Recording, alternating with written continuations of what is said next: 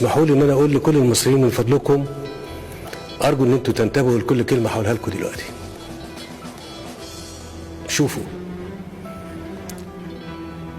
الهدف كله من اللي بيتعمل ده هو اسقاط الدوله المصريه، وهم في استراتيجيتهم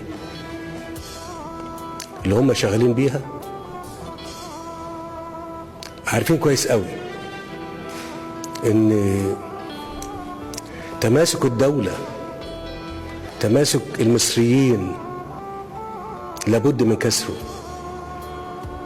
الهدف منه انه يقول للمصريين لا، التماسك اللي بينكم ده بين الشعب المصري كله بمسلمين ومسيحيين لازم يتكسر. هو ده الهدف اللي بيتعمل. في جهد كبير جدا بيتعمل لحماية شعبنا وحماية أرضنا.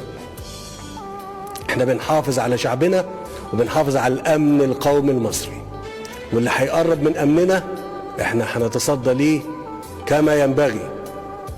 بقول تاني وأرجو أن الرسالة دي تبقى واضحة للجميع. نحن لن نتردد في حماية شعبنا من الشر وأهله. مرة تانية بقول للمصريين اوعوا وانتبهوا وحافظوا على تماسككم.